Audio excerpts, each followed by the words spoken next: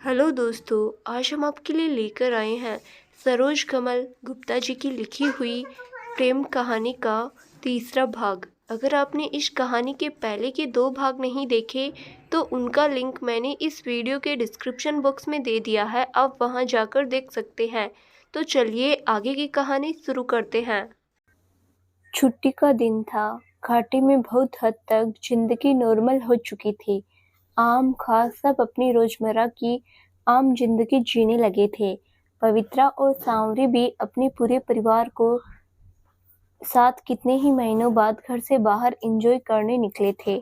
पवित्रा और वंदना जी खाने की मेन्यू डिसाइड कर रही थी और सांवरी चारों बच्चों के साथ थी। रेस्टोरेंट में सबकी नजर उन्हीं की तरफ थी। ये देख वंदना जी हंस रही थी, पर पवित्रा को गुस्सा आ रहा था। ये लड़की नहीं सुधरने वाली, सोचते हुए अपना सिर पीट लेती है। इतने में खाना भी आ गया।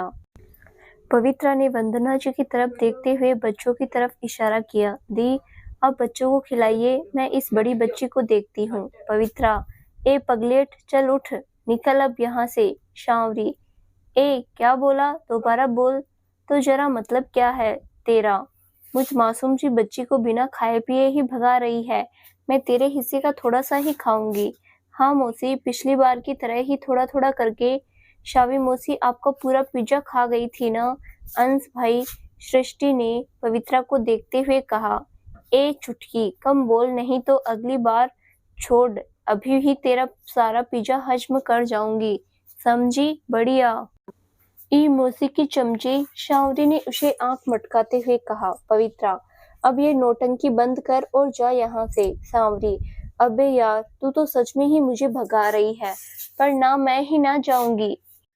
उसने सृष्टि के हाथ से उसका पिज्जा छीनकर खाते हुए कहा। सृष्टि, माँ, भुक्कड़ मौसी ने मेरा खाना फिर छीन लिया। वंदना जी, सृष्टि, मौसी से सॉरी बोलो। और सावी, तुम जाना तो तुम्हें पड़ेगा ही, चलो उठो अब जाओ।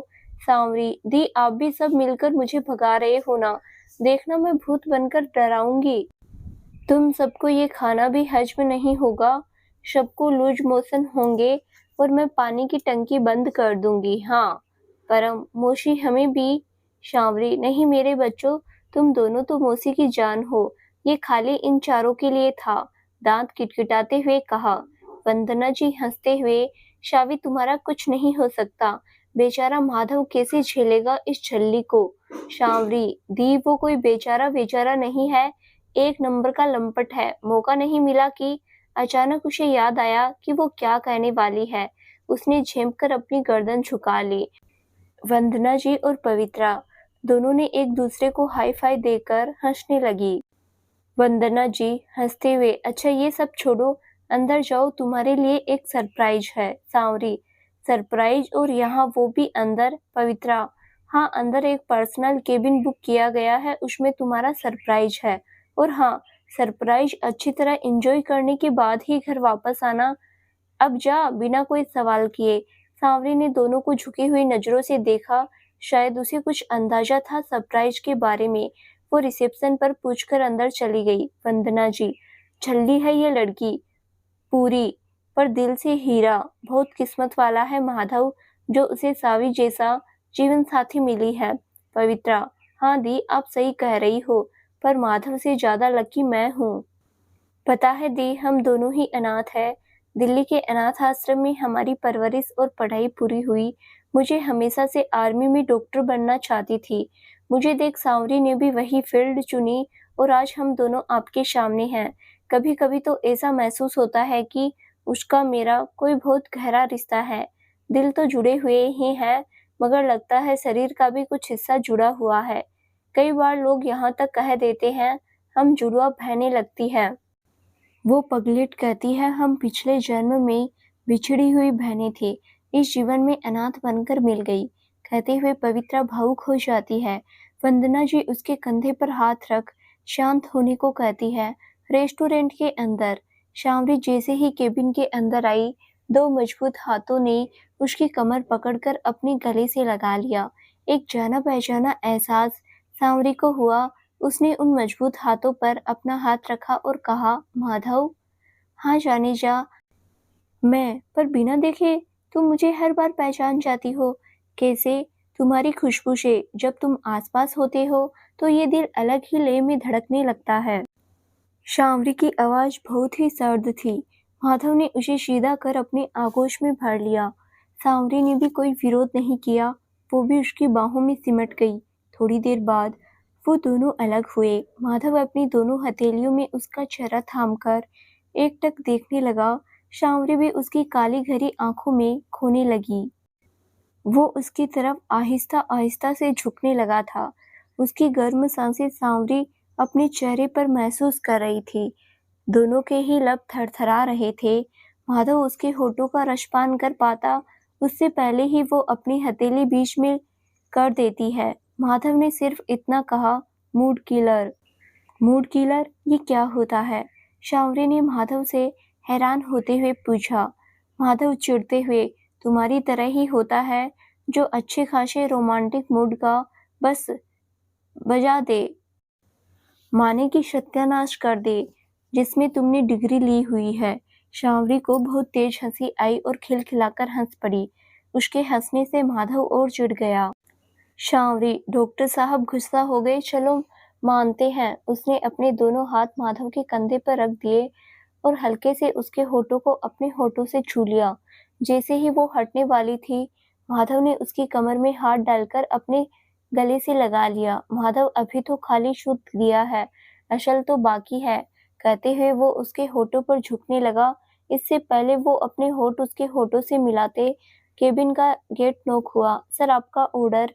माधव बुरी तरह चिढ़ते हुए, सारे के सारे मेरे रोमांस के दुश्मन हैं। आज का दिन ही खराब है। फिर उसने सांवरी की तरफ घुरकर देखा, जो लगातार हंसे जा रही थी। वेटर ऑर्डर रख के जा चुका था। माधव मुंह फुलाकर बैठा था। सांवरी अपनी जगह से उठकर उसके पास आई और उसकी आंखों में देखते हुए बोली, नाराज हो? माधव, हाँ सांवरी, बहुत ज्यादा। माधव, अरे हाँ भाई, हाँ सांवरी हंसते हुए, तो कुछ लेते क्यों नहीं? माधव, सही कहा, ले ही लेता हूँ।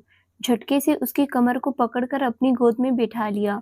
सांवरी की जब तक वो समझ पाती, माधव ने एक हाथ उसकी कमर पर रखा और दूसरे हाथ उसकी गर्दन के पीछे रखकर उसे पीछे की तरफ झुकाकर अपने होठ उसके होठों पर रख दिया।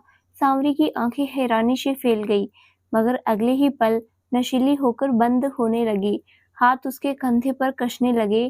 डीप किस करने के बाद माधव ने उसके होठों को अपने होठों से आजाद किया। अब उसके होठों की शरारत सांवरी के गले और कंधे पर हो रही थी। सांवरी बेचैन होकर उसके सीने से लग गई।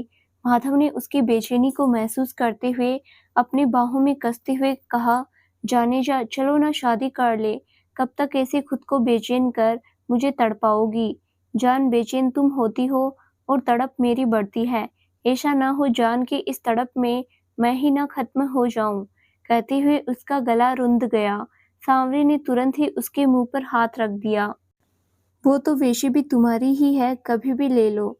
सांवरी वैसे ही माधव की गोद में बैठे हुए अपना सर रख उसके सर से मिलाते हुए बोली, कुछ भी बोल देते हैं आप बिना ये सोचे कि मेरे दिल पर क्या बीतती है, और आप अच्छी तरह से जानते हैं कि मैं अभी आपसे शादी नहीं कर सकती। मैं पावी को अकेला नहीं छोड़ सकती, उसका मेरे सिवा कोई नहीं। माधव, मैं जानता हूँ, पर शायद तुम नहीं जानती, पवित्रा भी यही चाहती है। अभी जो हम दोनों साथ बैठे हैं ना, ये सारा प्लान उसी का है। उसने तो मुझे यहाँ तक धमकी दी है कि अगर आज तुम शादी के लिए नहीं मानी तो उसकी और मेरी दोस्ती खत्म। फिर उसका मोबाइल उठाकर उसे दिखाया, जिसमें पवित्रा के नाम से नोटिफिकेशन उसमें लिखा था, अगर माधव की बात नहीं मानी तो घर में अपनी बिल्ली जैसी शक्ल मत दिखाना और मुझसे तो बात भी मत करना। मेरी बात हल्के में मत लेना, वरना समझ लेना। पवित्रा, खबरदार जो इसे पढ़कर घर आई, वो भी बिना खुशखबरी के। मैसेज पढ़कर सांवरी की आंखों से आंसू निकलने लगे। माधव ने उसे गले से लगा लिया और सिसकने लगी। वो ऐसा कैसे कर सकती है? बच्चे और वो अकेले पड़ जाएंगी। माधव, इसीलिए तो कह रहा हूँ, कर लेते हैं शादी, फिर हम दोनों मिलकर संभाल लेंगे उसे। तुम्हें भी तो सहारे की जरूरत है, जानती भी तो खुद को मजबूत कर उसे संभाल पाओगी। फिर मेरा भी तो सोचो, बचपन से अकेले रहा हूँ, मुझे भी तो तुम्हारा सहारा चाहिए। जब अकेले नहीं रहा जाता जान, फिर ये भी तो सोचो, हमारी शादी से पवित्रा को कितनी खुशी होगी। ये एक खुशी तो तुम उसे दे ही सकती हो। बोलो सांवरी। हाँ में अपना सिर हिलाकर दोबारा उसके गले लग जाती है। माधव भी उसे अपनी बाहों में कस लेता है। पवित्रा भी बहुत खुश थी कि चलो किसी तरह से ये झल्ली शादी के लिए मान गई। मगर परेशानी ये थी कि उसने शादी के लिए माधव और पवित्रा के सामने दो शर्त रखी है। पहली ये कि वो कोर्ट मैरिज करेगी, दूसरी ये कि माधव को उसी के घर में रहना पड़ेगा। वो माधव के घर पवित्रा को अकेला छोड़कर नहीं जाएगी। पवित्रा उसकी दूसरी शर्त से नाराज हो गई, पर माधव ने उसे समझा दिया कि कम से कम वो शादी के लिए मान तो गई है। अगर हमने ज्यादा नाराजगी जताई तो फिर कहीं ये पगलेट शादी से मना ना कर दे। पवित्रा ने भी समझदारी दिखाई और मान गई। शावरी और पवित्रा आज हॉस्पिटल आई थी, दोनों अपनी छुट्टी की एप्लीकेशन देने। दोनों सीधे डॉक्टर बत्रा के केबिन में गई। दोनों आज से लीव पर थी तो उन्होंने यूनिफॉर्म की बजाय फॉर्मल कपड़े ही लाई थी। जहां सावरी ने लाइट क्रीम कलर का पटियाला सूट सलवार डाला हुआ था, मेकअप और इस झल्ली का दूर दूर तक कोई भी रिश्ता नहीं था, वहीं पवित्रा ने भी हल्के पीले रंग का पटियाला सूट सलवार डाला हुआ था। मांग में सिंदूर लगा के थोड़ा सा बालों से कवर किया हुआ था। माथे पर मैचिंग बिंदी, आंखों में सुरमई काजल और होठों पर बेबी लिप बाम। गले में मंगलसूत्र जो दुपट्टे से ढका हुआ था, लेकिन वो चेन जो निर्मल ने उसे दी थी, जिस पर ओम और त्रिशूल बने हुए थे, वो दुपट्टे से बाहर झांक रहा था। डॉक्टर बत्रा की नजर दोनों पर ही जम गई, खासकर पवित्रा पर तो फेविकोल की तरह दोनों को ही अजीब सा लगा। शावरी ने धीरे से कहा, कहाँ से बागड़ बिल्ला, हम दो को ऐसे क्यों घूर रहा है? एक मिनट, ये तो तुझे अपनी चमगादड़ जैसी आंखों से ताड़ रहा है, वो भी मेरे सामने। रुक, तेरी तो पवित्रा को जब तक समझ आता। शावरी ने डॉक्टर बत्रा के सामने टेबल पर रखा पानी का गिलास हल्के से हाथ लगाकर गिरा दिया। उधर डॉक्टर बत्रा पूरी तरह पवित्रा में खोए हुए थे, तो उनका ध्यान सांवरी की इस हरकत पर नहीं गया। लेकिन अब क्या होगा? डॉक्टर बत्रा उछलते हुए, अरे ये पानी यहाँ कैसे आया? ऊपर से मेरी इतनी इम्पोर्टेंट फाइल भी भिगो दी। ओ गॉड, कर्नल शेखावत ने तो मेरा कोर्ट मार्शल कर देना है। पवित्रा सांवरी को घूरते हुए, एक्सक्यूज मी सर, हम दोनों अपनी लीव एप्लीकेशन देने के लिए और साथ ही आपको इनवाइट करने के लिए काफी टाइम से यहाँ खड़े हैं, लेकिन शायद आप मुझे और सांवरी को सिविलियन कपड़े पहने हुए पहचान नहीं रहे हैं। डॉक्टर बत्रा मन में सोचते हुए, तुम्हें तो मैं हर लिबास में पहचान लूंगा। तुम ही हो ऐसी जो मेरे मन मंदिर बस गई। ऊपर से तुम्हारी ये सुंदरता जब भी आंखों के सामने आती है, मैं अपने होश खो बैठता हूँ। क्या करूँ यार, बस किसी तरह से ये केस हैंडल कर लूँ, फिर पूरे कश्मीर के सामने प्रपोज करूंगा और तुम मना नहीं करोगी। शावरी फिर से डॉक्टर बत्रा को पवित्रा को ताड़ते देखकर गुस्से से खींचते हुए थोड़ी तेज आवाज में, सर प्लीज हमें देर हो रही है, और पवित्रा को अपने पीछे खींच लेती है। शावरी की आवाज से डॉक्टर बत्रा अपने ख्याल से बाहर आते हैं। अरे सीता और गीता, तुम दोनों एक साथ इतनी लंबी लीव किस लिए चाहिए? सांवरी गुस्से से कुछ बोलने को हुई तो पवित्रा ने उसका हाथ पकड़कर रोक दिया। पवित्रा, सर हम लोगों ने पिछले 3 साल से कोई छुट्टी नहीं ली है और अब शादी करने जा रहे हैं तो इतनी छुट्टी लेने का हमारा पूरा अधिकार है। वैसे भी अभी कोई इमरजेंसी नहीं है, तो प्लीज सर। शादी का नाम सुनते ही डॉक्टर बत्रा भड़क उठे। शादी? किसकी शादी? किसके साथ? कब? शावरी उनकी बात सुनकर गुस्से में भड़कती हुई और उन्हीं के अंदाज में कहा, मेरी शादी surgeon specialist doctor Madhav Singh से आज से 5 दिन बाद कोर्ट में, उसके 2 दिन बाद रिसेप्शन है। आपका मन करे तो आ जाइएगा। आप सपरिवार सादर आमंत्रित है। अब हम दोनों को परमिशन दीजिए। जय हिंद सर। कहते हुए वो गुस्से में पवित्रा का हाथ पकड़े हुए उसके साथ हॉस्पिटल से बाहर निकल गई। उन दोनों के बाहर आते ही डॉक्टर साहब होश में आए। ये क्या था? सीता और गीता का आंधी की तरफ आई और तूफान की तरह चली गई। फिर सांवरी की बातों को सोचकर, थैंक गॉड, मैं तो डर ही गया था पवित्रा की शादी का सुनकर। लेकिन अब ठीक है। पता नहीं ये मिसाइल किसके सर पर फटने वाली है। और एक तरफ मेरी पवित्रा है, एकदम गंगा नदी की तरह शांत, निर्मल और स्थिर। लेकिन उसकी आंखों में एक उदासी और बेचैनी को देखा है, जैसे किसी का सालों से इंतजार हो। फिर ठंडी सांस लेकर, क्या पता ये इंतजार मुझ पर आकर खत्म हो जाए, कहते हुए वो उस गीली फाइल का डेटा अपने लेपी में शेव करने लगा। इधर बाहर आते ही सांवरी गुस्से में बड़बड़ाई जा रही थी। पावी, तूने मुझे रोका क्यों? मैं उस बागड़ बिल्ली की चमगादड़ जैसी आंखों को नोच लेती, किस तरह तुझे ताड़ रहा था। पवित्रा भी उसकी हाँ में हाँ मिलाते हुए कहा, हाँ अजीब तो मुझे भी लग रहा था, लेकिन बहुत जल्दी ही उसका घूरना बंद हो जाएगा। तू चल अपना मूड सही कर, माधव भी आता होगा। तीनों मार्केट में पहुंच चुके थे। पवित्रा ने दोनों से कहा, पहले सबके कपड़े लेते हैं, उसके बाद टाइम बचेगा तो ज्वेलर्स के पास आज ही चलेंगे। पहले चारों बच्चों के लिए कपड़े लिए, फिर वंदना जी के लिए बेबी पिंक और पैरेट ग्रीन कॉम्बिनेशन पे, जिसमें सिल्वर ब्लू बेरी कलर के मोतियों से कारीगरी की गई थी। दिखने में सिंपल पर बेहद आकर्षक वो साड़ी लग रही थी, जिसे पवित्रा और सावी दोनों ने मिलकर पसंद किया था। फिर बारी आई हमारे दुल्हा दुल्हन की। तीनों वेडिंग सेक्शन की तरफ बढ़ गए। लगभग दर्जन भर लहंगे देखने पर भी उन दोनों को कुछ समझ नहीं आया। पवित्रा एक तरफ खड़ी होकर मैनक्वीन को पहनाई साड़ी को देखकर खोई हुई थी, जो ब्राइट ऑरेंज कलर और गोल्डन कलर में बॉर्डर था। ऑरेंज कलर वैसे भी निर्मल का पसंदीदा कलर था। शावरी ने पवित्रा की कोई आवाज या हरकत न देखकर उसकी तरफ देखा, जो कहीं और खोई थी। शावरी उसकी हालत समझते हुए उसे आवाज दी, पावी देखना, मुझे तो कुछ समझ नहीं आ रहा और ये डॉक्टर साहब भी कंफ्यूज हैं। पवित्रा अपनी सोच से बाहर आ गई और उसके लिए लहंगा देखने लगी। इधर सांवरी ने माधव को कुछ इशारा किया। काफी देर बाद पवित्रा ने एक सुर्ख लाल और गोल्डन मिक्स लहंगा सिलेक्ट किया और माधव के लिए क्रीम और मैरून कलर की शेरवानी ली। उन दोनों को भी बहुत पसंद आई। ये तो हो गई रिसेप्शन वाले दिन की तैयारी।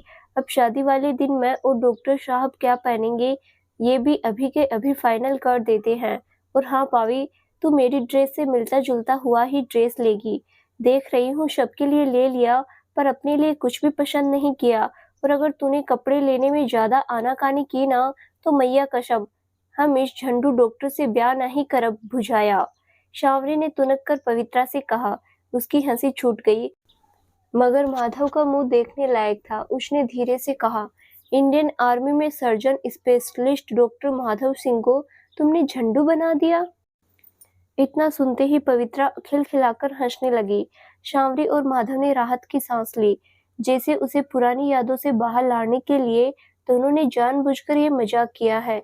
शादी वाले दिन के लिए पवित्रा और सांवरी ने पीले और लाल रंग में मिक्स राजस्थानी बांधनी साड़ी दोनों ने ले ली और माधव के लिए व्हाइट एंड पिंक कुर्ता पायजामा, जो कि चूड़ीदार था, लिया। शादी कोर्ट में होनी थी, इसीलिए सांवरी ने ज्यादा तड़क भड़क करने से मना कर दिया था, पर रिसेप्शन में पवित्रा ने उसकी एक नहीं चलने दी, इसीलिए उसे भी मानना पड़ा।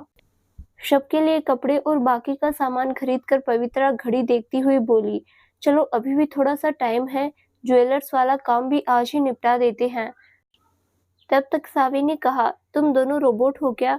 ये पाविका तो मुझे पता है काम की दीवानी है, एक बार जिस काम में लग गई फिर गई भैंस पानी में। मगर डॉक्टर साहब आप भी नहीं, मतलब भूख प्यास लगी है या नहीं? मुझे तो जोरों की भूख प्यास लगी है, साथ ही मैं बहुत ज्यादा थक भी गई हूँ। मुझ नन्ही सी जान पर तरस खाओ यार, चलो ना किसी रेस्टोरेंट में चलते हैं। पवित्रा ने उसके कान हल्का सा मरोड़ दिया, ये कर दिया तरस। जब देखो खाने और सोने के बारे में ही सोचती रहती है। दूसरा काम नौटंकी करना मौका मिला कि चालू हो गई। अब चल सीधे, घर पर ही खाने को मिलेगा, चल जल्दी। अरे कान तो छोड़, फिर ऐसे ही लेकर चलेगी, उसने मासूम सा मुंह बनाकर कहा। पवित्रा को हंसी आ गई, मगर उसने छुपा ली। लेकिन सांवरी ने देख लिया और बोली, कंजूस, मैंने क्या कंजूसी की? पवित्रा ने कमर पर हाथ रखकर बच्चों की तरह कहा, हंसते हुए, अब कान छोड़ नहीं तो टूट गया, फिर शादी में सब एक कान वाली दुल्हन कहेंगे। मुझे कितनी बेइज्जती होगी डॉक्टर साहब की, जरा सोचकर तो देखना।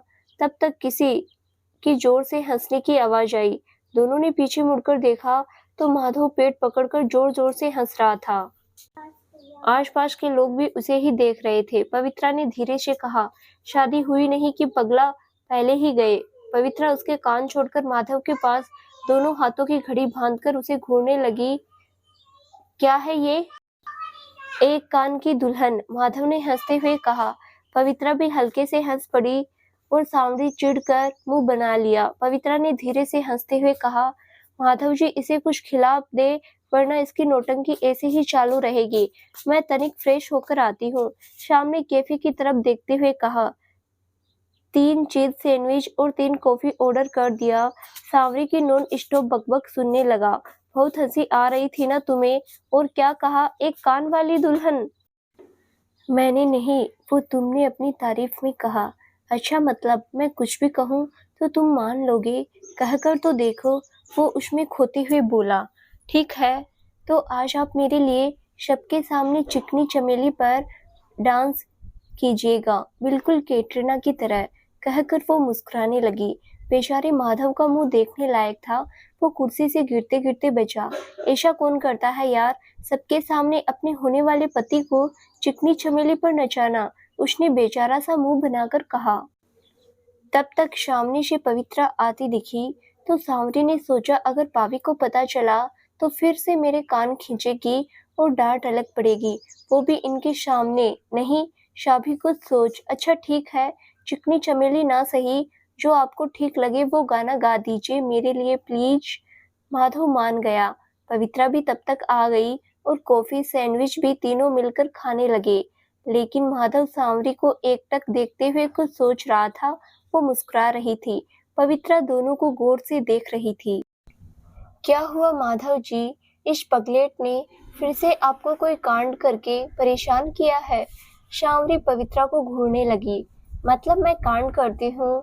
हाँ, पवित्रा ने कहा। माधव ने बीच में बोलते हुए कहा, प्लीज आप दोनों चुप रहिए और खाने पर कंसंट्रेट कीजिए, मैं अभी आता हूँ। माधव वहां से चला गया। एक जानी पहचानी आवाज पवित्रा और सांवरी के कानों में पड़ती है।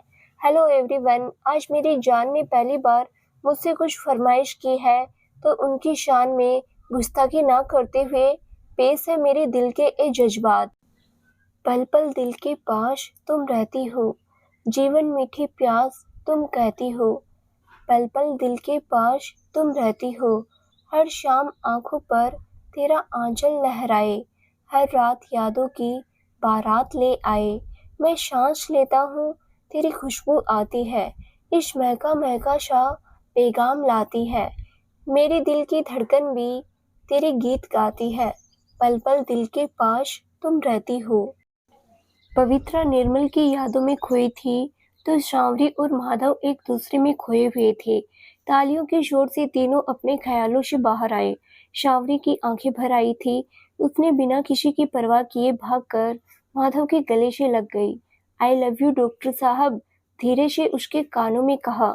माधव को तो यकीन ही नहीं हो रहा था सांवरी ऐसा भी कुछ कर सकती है, मगर ये सब कुछ हो चुका था।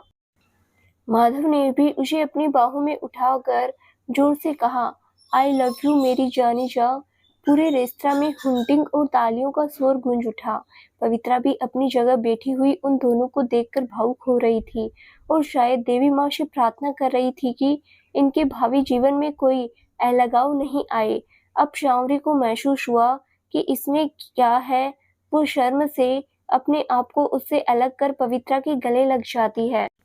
पिछले कुछ दिनों से पवित्रा को एक अजीब सी बेचैनी ने घेर लिया था। उसे रह रहकर निर्मल का एहसास अपने आसपास होता था, जैसे वो यहीं हो और उसे बुला रहा हो। पवित्रा ने सोचा शायद ये सांवरी की शादी की वजह से हो रहा है और ज्यादा ध्यान नहीं दिया। पवित्रा ने सोचा शादी भले ही कोर्ट से होनी है, पर थोड़ी ही सही सारी रस्में निभानी चाहिए। तो उसने वंदना जी से बात कर दोपहर में हल्दी और शाम को मेहंदी संगीत एक साथ कर दिया था। वंदना जी ने भी उसकी सहमति जताई थी। माधव का भी कोई नहीं था, तो दोनों की रस्में एक साथ करना तय हुआ। हल्दी लगाने की सारी तैयारी हो चुकी थी। आज सबने पीले रंग के कपड़े पहने थे। पवित्रा ने भी पीले रंग की प्लेन साड़ी और लाल रंग का ब्लाउज डाल रखा था, जिसमें वो गजब लग रही थी। माधव और सांवरी को भी बाहर गार्डन में लाया गया था। उसने पीला कुर्ता और सफेद चूड़ीदार पहन रखा था। सांवरी ने पवित्रा की तरह yellow plain sari with red blouse, वो भी बैकलेस, बालों को खुला हुआ छोड़ा था। इसमें उसका सांवला रंग उभर कर आ रहा था। एकदम निखरे सोने की तरह बहुत प्यारी लग रही थी। पवित्रा ने एक नजर देखा तो उसकी आंखें भर आई। वंदना जी ने पूछा क्या हुआ, तो उसने कहा कुछ नहीं दी, बस आज मेरी शावी बड़ी हो गई है। अब तक मैं इसे छोटी सी झल्ली सावी ही समझती थी। शावरी समझती से क्या मतलब है, मैं हमेशा तेरी पगलेट झल्ली शावी ही रहूंगी। दोनों ने एक दूसरे को गले लगा लिया। शामरी और माधव को अलग अलग लकड़ी के पाटों पर बिठाया गया। सबसे पहले पवित्रा ने शामरी को हल्दी लगाई, तो बदले में शामरी ने भी कहा। पीछे रहने वाली थी, उसने भी उसके गाल पर हल्दी लगा दी।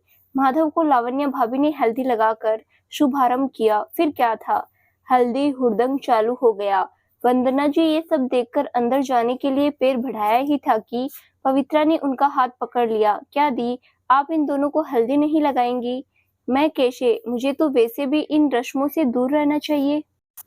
बताओ कैसे, ऐसे कहते हुए वो उनको लेकर माधव शावरी के पास आई और उनके हाथों में रखकर उनके हाथों को पकड़कर पहले शावरी को फिर माधव को हल्दी लगवाई। सब ये देखकर ताली बजाने लगे और वंदना जी की आंख भर आई।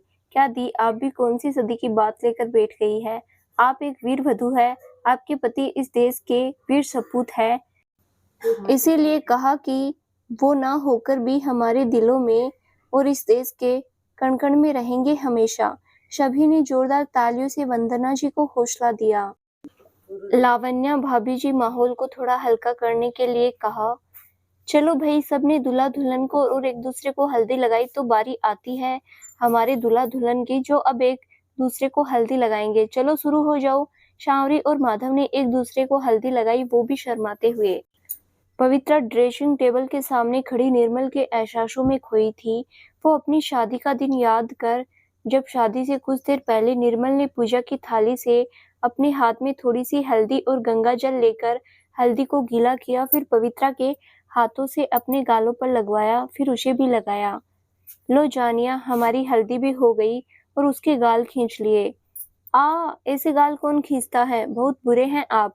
उसके हाथ अपने गाल पर चले जाते हैं। वो अपने आप ही मुस्कुराने लगी, फिर अचानक ही रोने लगी। पवित्रा को अपनी कमर में किसी का हाथ लिपटे हुए महसूस हुआ। कंधे और गले पर गर्म सांसों ये सांसों की खुशबू वो पहचानती थी। उसने अपनी आंखें बंद कर ली। जानम, देख लो मिट गई दूरियां, मैं यहाँ हूँ यहाँ। ये गाते हुए उसने पवित्रा को अपनी तरफ घुमाया और ठोड़ी से पकड़कर चेहरा ऊपर किया। सामने निर्मल उसकी बाहों में लिया खड़ा था। पवित्रा उसके चेहरे को अपने दोनों हाथों में भरकर उसे देखती है। निर्मल फिर से उसे घुमाकर उसकी पीठ अपने सीने से लगाकर उसकी गर्दन और कंधे को चूमते हुए, छुपा ना सकोगे मैं वो राज हूँ, तुम भुला ना सकोगे मैं वो अंदाज हूँ।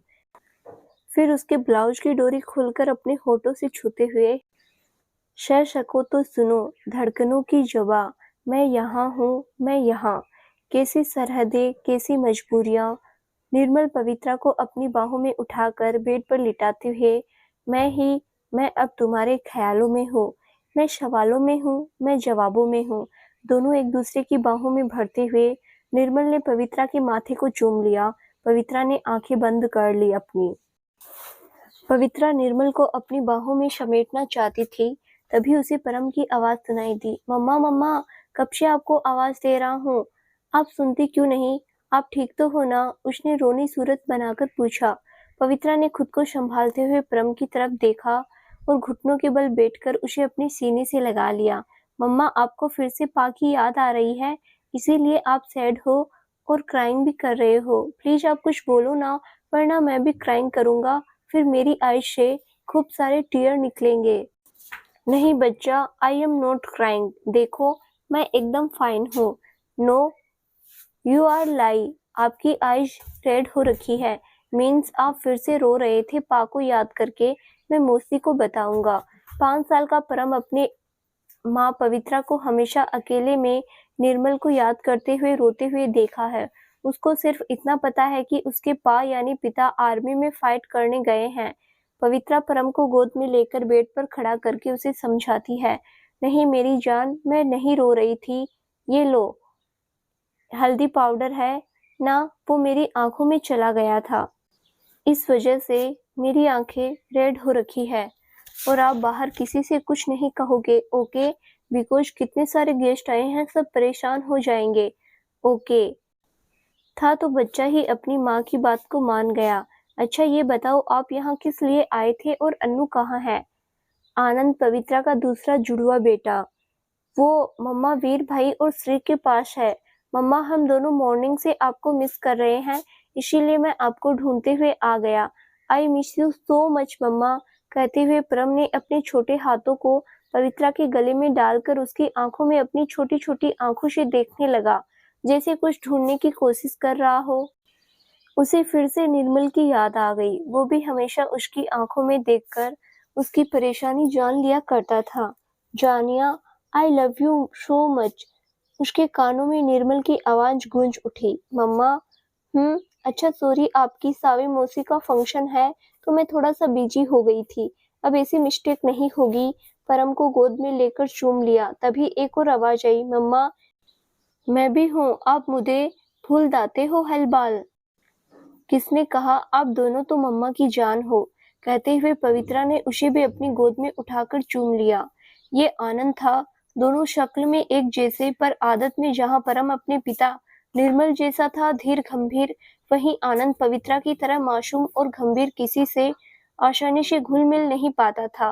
गोल चेहरा, आंखों पर नजर का चश्मा, बाएं हाथ का अंगूठा हमेशा मुंह में लेकर चूसते हुए, इसीलिए ये सांवरी को ज्यादा पसंद है। वो इसकी एक्स्ट्रा केयर करती है।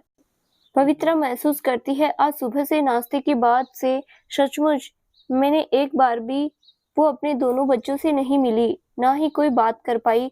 वैसे तो वो हमेशा बाहर ही हॉस्पिटल में रहती थी दिन भर, मगर ये पहली बार था जब वो घर में होते हुए भी काम की वजह से उन दोनों पर ध्यान नहीं दे पाई थी।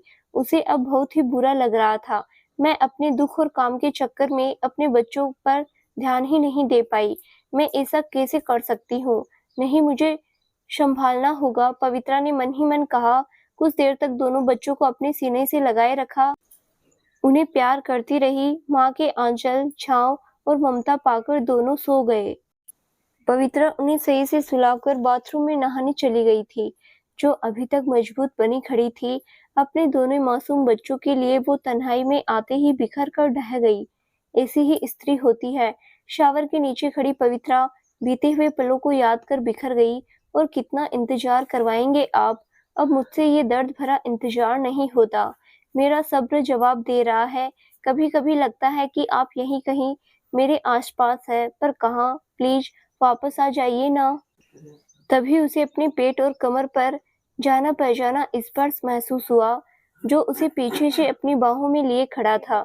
उसकी गर्म सांसें और उसकी महक पवित्रा महसूस कर अपनी आंखें बंद कर अपना सर उसके सीने पर रख देती है। वो साया पवित्रा के कान में धीरे से कहता है, जानिया, मैं तो कभी गया ही नहीं था, मैं तो हमेशा से यहाँ था। पवित्रा के दिल वाली जगह पर हाथ रखकर कहा, मैंने कहा ना तुमसे, जब भी दिल से याद करोगी तुम मुझे अपने पास पाओगी, और देखो मैं तुम्हारे पास हूँ। पवित्रा उसकी तरफ घूमकर निर्मल की बाहों में सिमटते हुए, मैं टूट चुकी हूँ राजवंशी, इससे पहले कि मैं बिखर जाऊं आगे मुझे अपनी मजबूत बाहों में समेट लीजिए। Background music. आके भर लो बाजुओं में, तुमको एक कसम, जान मेरी जा रही है सनम। इतनी जल्दी टूट गई तुम जान, अभी तो सिर्फ दर्द सहा है, दर्द ए इंतहा अभी तो बाकी है। निर्मल ने पवित्रा की ठोड़ी पकड़कर ऊपर करते हुए उसके माथे को चूमकर कहा, क्या मोहब्बत है, क्या नजारा है। कल तक ये दिल था मेरा, अब तुम्हारा है। नहीं, अब कोई दर्द नहीं, सीधे मेरी जान ही ले लीजिए ना। वैसे भी आपके बिना पल पल मर रही हूँ, तो एक बार में ही किस्सा खत्म कर दीजिए। पवित्रा ने निर्मल की कॉलर पकड़कर अपने चेहरे की तरफ झुकाते हुए मदहोश आवाज में कहा, अपनी जान की जान कैसे लूं? वो तो पहले ही मेरे पास है, तभी तो ये सांसें चल रही है। निर्मल उसके होठों को अपने होठों की गिरफ्त में लेते हुए मदहोशी में कहा, देखो देखो, अब करो ना मुझ पे कोई सितम, जान मेरी जा रही है सनम। अब आप मुझसे दूर मत होना, यूं ही अपनी बाहों में लिए मुझे सीने से लगाए रखना। दूर कहाँ हूँ मैं तुमसे जान, मैं तो तुम में ही हूँ, तुम्हारे आसपास हूँ। 2 कदम बढ़ाकर ढूंढ लो मुझे, दोनों ही एक दूसरे में खोए हुए थे। क्या लड़कपन है, क्या जवानी, अब तो तेरे नाम सारी जिंदगानी है। जान गर तुम जल रही हो तो मैं भी तो सुलग रहा हूँ। तुम्हारे पास तो मैं अपनी निशानी छोड़कर आया था, पर रहा तो मैं ही अकेला। तुम्हारी यादों के सहारे अब वापस आ गया हूँ, तुमसे बस 2 कदम की दूरी पर हूँ, बहुत अकेला। निर्मल भारी गले और भरी आंखों से पवित्रा की आंखों में देखते हुए कहता है, क्या हकीकत है, क्या कहानी है, सामने मेरे सपनों की रानी है। अब सहा ना जाए मुझसे दूरी का ये गम, जान मेरी जा रही है सनम। पवित्रा तड़प कर अपने कंधे से अपना आंचल नीचे गिराते हुए कहती है, नहीं आप अकेले नहीं हैं, मैं भी आप में ही हूँ, मुझे महसूस कीजिए जैसे मैं आपको करती हूँ। वो निर्मल को अपने सीने में छुपा लेना चाहती थी। जैसे ही पवित्रा ने उसके चेहरे को अपनी हथेली में भरना चाहा, निर्मल का साया छम से गायब हो गया। पवित्रा वहीं लड़खड़ा गई, खाली आंखों से चारों तरफ देखने लगी। पवित्रा सांवरी को लेकर घर के बरामदे में आ गई, जहां मेहंदी का प्रोग्राम रखा था। सांवरी लगातार पवित्रा को देखी जा रही थी, वो उससे नजरें चुरा रही थी। पवित्रा ने उसे मेहंदी के डिजाइन दिखाना शुरू ही किया था कि सांवरी ने उसे देखकर कहा, पावी, इधर देख मेरी तरफ। नहीं, अभी मेहंदी के डिजाइन देखने दे। तू ठीक है? हाँ बाबा मैं ठीक हूँ, मुझे क्या होगा? नहीं तू ठीक नहीं है, तू आज फिर से बहुत ही रोई है, इसीलिए तेरी आंखें लाल हो रखी है। मेरी आंखें नीली है, लाल नहीं। और ये मेहंदी वाली कहाँ रह गई, अभी तक आई क्यों नहीं? पवित्रा ने बात बदलते हुए कहा, मेरी तरफ देख, ये जो तेरी नीली आंखों है ना, वो गुलाबी हो रखी है अभी। तू अब पराई हो जाएगी ना, इसीलिए पता नहीं बेचारे माधव का तू पता नहीं क्या हाल करने वाली है। हाय बेचारा माधव, हल्के से हंस पड़ी वो। ओ हेलो, मैं कोई पराई वराई नहीं हो रही हूँ, मैं हमेशा तेरे गले में ही पड़ी रहूंगी, चाहे तू मुझे खुद से कितना भी दूर करे। दूसरी बात यह है कि मेरी पहली बात को पलट नहीं। बता क्यों रो रही थी तू? शांवरी एक हाथ उसके गले में डालकर दूसरे हाथ से उसके आंसू पोंछे। लावण्या भाभी और पवित्रा ने हरे और पीले रंग की चुनरी सांवरी को ओढ़ाई। पवित्रा ने सांवरी को शगुन की मेहंदी लगाकर शुभारंभ किया। दूसरी तरफ लावण्या ने माधव के हाथों में शगुन का सिक्का लगाया। फिर पार्लर वाली जुट गए अपने काम में। पवित्रा ने अपना आंचल सांवरी माधव के सर पर डालते हुए गीत गाना शुरू किया। चली रे सजनी चली रे चली, पिया के संग संग, बजने लगे हैं ढोल नगाड़े छन छन। चली रे चली सजनी, पिया के संग संग। पवित्रा ने सांवरी के सर पर हाथ फेरते हुए और उसकी गीली आंखों को साफ किया। फिर बोली, हम दोनों ही एक दूसरे का परिवार है। फिर अब तो एक और खास की एंट्री हमारे परिवार में हो रही है, फिर रोना किस बात का? माधव सांवरी की तकलीफ समझ रहा था, वो भी तो इसी दर्द से गुजर रहा था। माँ बाप का न होना ही अपने आप में दुर्भाग्यपूर्ण है, फिर जिंदगी के इतने खास मौके पर उनका न होना दिल को बहुत तकलीफ देता है। अब तुम मेरी हो, बस मेरी। मैं तुम्हें इतना प्यार दूंगा कि तुम्हें बीता हुआ कल फिर कभी नहीं रुलाएगा, ये मेरा खुद से वादा है, माधव ने मन ही मन कहा और सांवरी की एक तरफ एकटक देखने लगा। अरे देवर जी, मेरी देवरानी को इतना मत ताड़िए कि उसे आपकी ही नजर लग जाए, लावण्या भाभी ने चुटकी लेते हुए कहा। अरे क्या बात कर रहे हो भाभी, कसम खिला लो जो आपके सिवा किसी और को ताड़ा हो। बात ऐसी है भाभी जी, आपके सामने ये आजकल तो कुछ भी नहीं, मैं थोड़ा सा लेट हो गया, अथर्व भाई की जगह मैं होता। लावण्या भाभी के साथ पवित्रा और सांवरी भी आंखें फाड़े मुंह खोले माधव का मजाक सुन रही थी। उन्हें यकीन ही नहीं हो रहा था कि ये वही माधव है जो हमेशा चुपचाप रहता था। चुप हो जाओ बेटा, क्यों अपने पिटने का इंतजाम खुद ही कर रहे हो? जरा बगल में देखो, देवरानी जी भूखी शेरनी सी देख रही है। तुम्हारी हरकत सुनकर ऐसा ना हो कि यही शरेआम तुम्हारी शिकार हो जाए, फिर तो हम भी इस नन्हे मुन्ने मासूम से देवर को न बचा पाएंगे, उल्टा चार ओर लगाएंगे, समझे? लावण्या ने उसके कान मरोड़ते हुए कहा। माधव ने तिरछी नजर से सांवरी को देखा, वो सच में गुस्से से भरी हुई थी और उसे ही घूर रही थी। बेटा माधव चले उसे हंसाने, अब खुद ही बैठकर रो रहे हो, अब ये रायता फैलाया है तो खुद ही समेटना पड़ेगा, लावण्या ने उसके कान खींचते हुए कहा। जो हुक्म भाभी जी, ये भी कहने की बात है, बस थोड़ी देर रुक जाओ, अगर अभी गया तो पक्का ये सबके सामने मेरा शिकार कर देगी। देखो कैसे डेंजर लुक दे रही है, मुझे तो अभी से डर लग रहा है। माधव ने सांवरी की तरफ देखते हुए डरने की एक्टिंग की, वो ज्यादा चिढ़ गई। सांवरी माधव के हाथों में मेहंदी लगा चुकी थी। लावण्या पवित्रा ने सभी को मेहंदी लगवाने को कहा। लावण्या ने पवित्रा को भी लगवाने के लिए साथ बिठा लिया, पर वो मना कर रही थी। बच्चों, सांवरी को खाना खिलाने के बाद लगवा लेगी। तभी वंदना जी ने कहा, मैं और वीर मिलकर खिला देंगे तुम सभी को, अब मेहंदी पर ध्यान दो। पवित्रा ने लावण्या भाभी का हाथ पकड़कर आगे बढ़ा दिया। गाना शुरू हुआ। हाथों में इन हाथों में, हाथों में इन हाथों में, लिख दे मेहंदी से सजना का नाम, जिसे पढ़ती हूँ मैं सुबह और शाम। सपने देखूं मैं उनके सुबह और शाम, हाथों में इन हाथों में, लिख दे मेहंदी से सजना का नाम। सबको हंसाने वाली उदास महफिल में रंग जमाने वाली लावण्या भी आज उदास सी हो गई। उसकी भी आंखें भर आई थी। उसे भी अपने फौजी पति की याद ने आ घेरा था। पिछले 1.5 साल से वो किसी गुप्त मिशन पर थे, जिससे परिवार में किसी से कोई कांटेक्ट नहीं था। एक फौजी देश की ताकत होता है, वो देश सेवा कर मातृभूमि का ऋण चुकाता है, लेकिन उस फौजी की ताकत होता है उसका परिवार, जो अपने वीर सपूत को देश सेवा के लिए अग्रसर करते हैं। नमन है उन सबको। माहौल गमगीन होता देख माधव थोड़ा मजाकिया अंदाज में बोला, ओ भाभी, ये रोना छोड़ना छोड़, शेरनियां रोती हुई बढ़िया ना लगती है। अरे तुम तो हमारे भाई को बेलन से पूरे घर में भगा भगा कर पीटती हुई बढ़िया लागे है, और मैं तन्ने बताऊं, हमारी भी हालत भाई जैसी होने वाली है। जरा अपने आप बगल में देखो, कैसे हमारी आली कैसी भरी बैठी है। इका बस शाले तो यह मन ने अपनी आंखें ते भस्म कर दे। शामरी ने चिढ़कर मुंह फेर लिया और बाकी सब हंसने लगे। माहौल फिर खुशनुमा हो गया। शामरी की नजर पवित्रा पर गई, जो सुनने में खड़ी थी। शामरी और लावण्या ने उसे मेहंदी लगवाने के लिए बैठा ही दिया था। चल, हाथ आगे बढ़ा। पवित्रा के हाथों पर मेहंदी लगने लगी। साथ ही मेहंदी वाली ने उससे निर्मल का नाम भी पूछा। मेहंदी से लिखकर, गोरी तू मेरे हाथ पर मेरे बलमा का नाम देखूं मैं उसमें उन्हीं का चेहरा।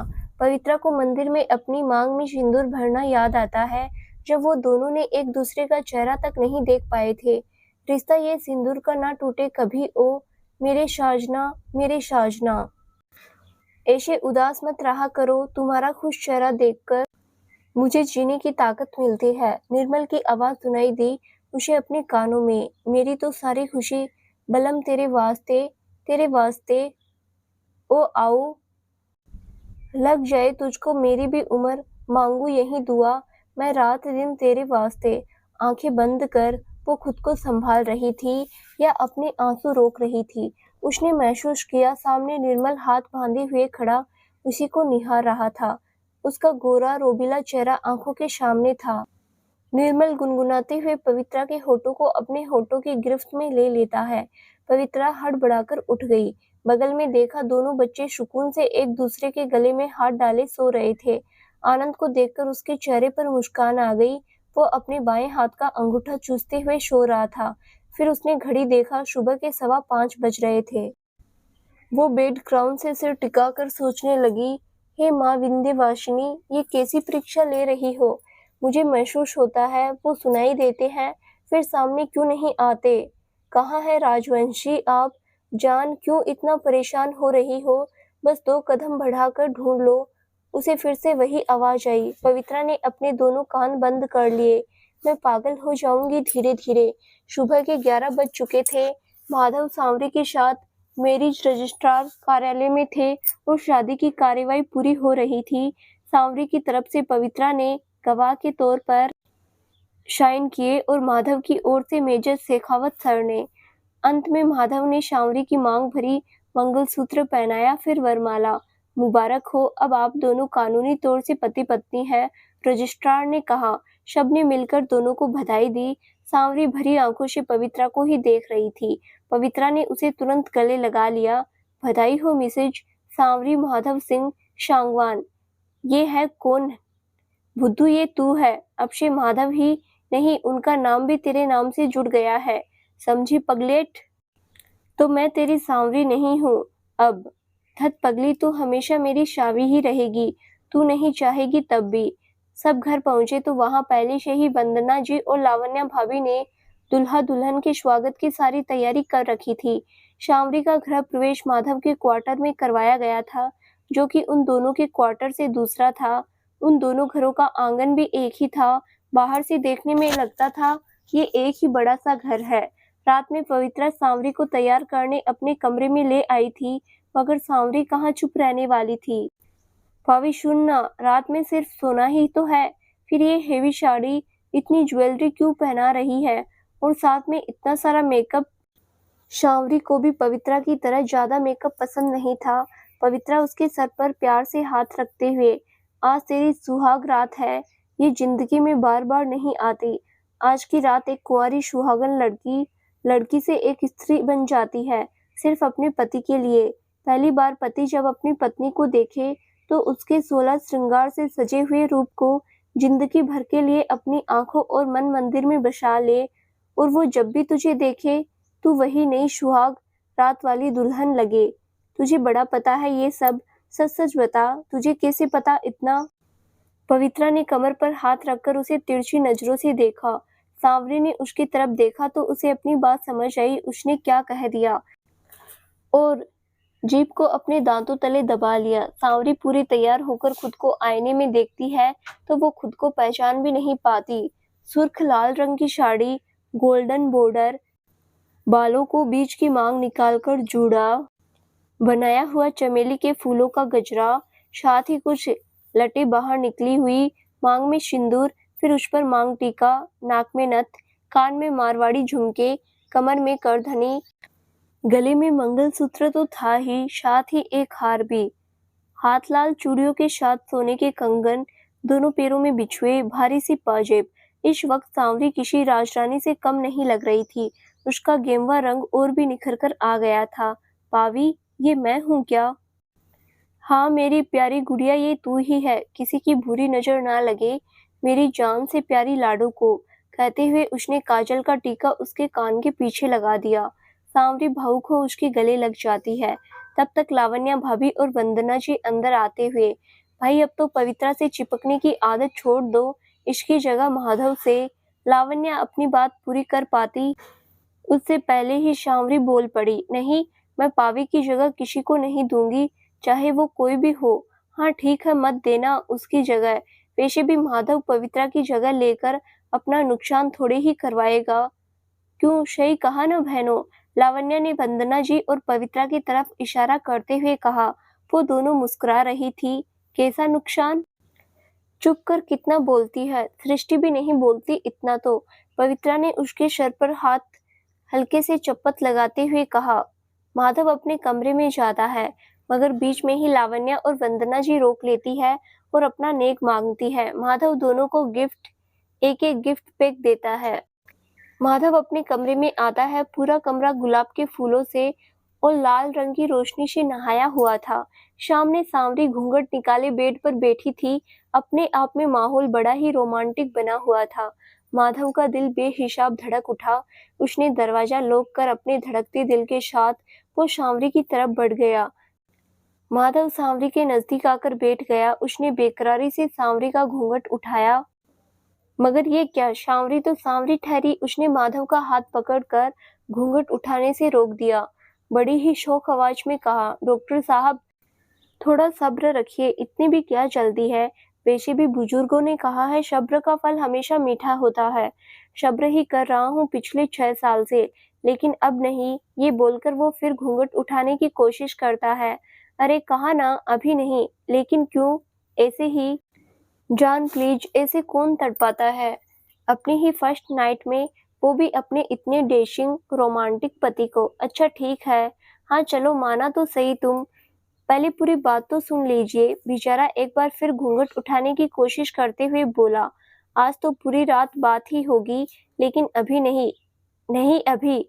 बड़ी कठोर हो तुम, मूड किलर। हाँ हाँ ठीक है, अब सुनिए। और कोई ऑप्शन है सुनने और मनाना के अलावा? अब आइए ना लाइन पर, तो सुनिए। पहली बार अपनी पत्नी का मुंह देखेंगे बिना कोई निशानी दिए हुए, कहने का मतलब पहले मुंह दिखाई का गिफ्ट दीजिए, फिर घूंघट उठाइए। माधव मुस्कुराते हुए, सॉरी जान, मैं तुम्हारे लिए गिफ्ट लेना भूल गया, किसी ने बताया भी नहीं। नहीं तो वैसे भी मैं हूं ना तुम्हारे सबसे अच्छा वाला गिफ्ट। बातों से मत बहलाइए श्रीमान, गिफ्ट निकालिए। और गिफ्ट ना हो तो बैठे रहिए घूंघट खोलने के इंतजार में। श्रीमान को सब कुछ याद था सिवाय अपनी पत्नी को गिफ्ट देना है छोड़कर। बैठिए आराम से, मुझे भी नींद आ रही है, शुभ रात्रि। तब तक माधव ने अपनी शेरवानी की जेब में एक बॉक्स निकालकर उसमें से एक हीरे की बहुत ही सुंदर सी अंगूठी निकालकर उसकी बाएं हाथ की रिंग फिंगर में पहना दी। अब मिल गया गिफ्ट, तो अब मुझे मेरी जिंदगी को देखने दो। माधव बेड से नीचे खड़ा हो गया। उसने सांवरी को भी अपनी गोद में उठा लिया और उसे लेकर बालकनी में आ गया, जहां आसमान में आज पूरा चंद्रमा दिख रहा था और अपनी दूधिया रोशनी से धरती को रोशन कर रहा था। साथ ही हल्की हल्की सी बर्फ भी गिर रही थी। कुल मिलाकर बहुत ही मनोरम प्राकृतिक सौंदर्य का नजारा था। यह यूं कहे हद से ज्यादा रोमांटिक माहौल हो रखा था। माधव ने उसे अपनी गोद से नीचे उतारा। सांवरी की समझ में कुछ भी नहीं आ रहा था।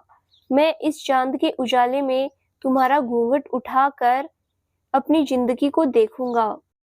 कहते हुए माधव ने शामरी का घूंघट खोल दिया। चांद के उजाले में शामरी का गेहुआ रंग सोने की तरह दमक उठा। वो अपनी पलकें झुकाए हुए खड़ी थी।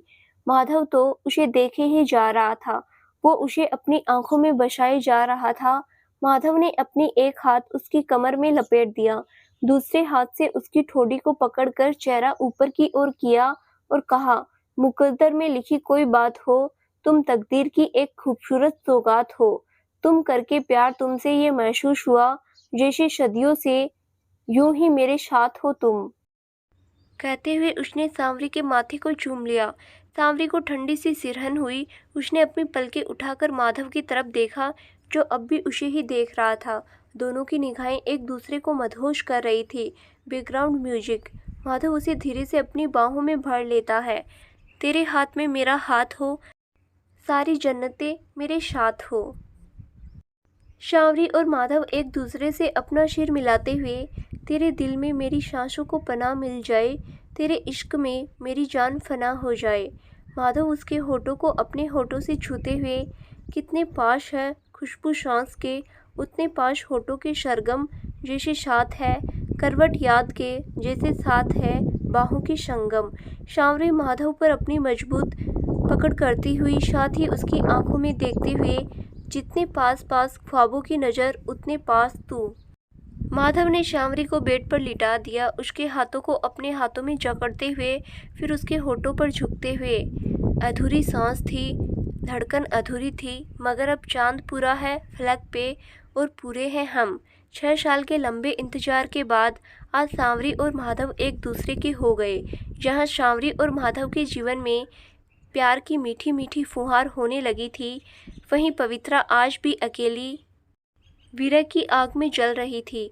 उसे खुद नहीं मालूम था उसका कब खत्म होगा, पर उसे इतना मालूम था उसे निर्मल का इंतजार करना है और वो वापस जरूर आएगा। तो दोस्तों, आगे क्या होगा जानने के लिए इस कहानी का अगला भाग जरूर देखें, जो बहुत जल्द ही इस चैनल पर प्रसारित किया जाएगा। धन्यवाद।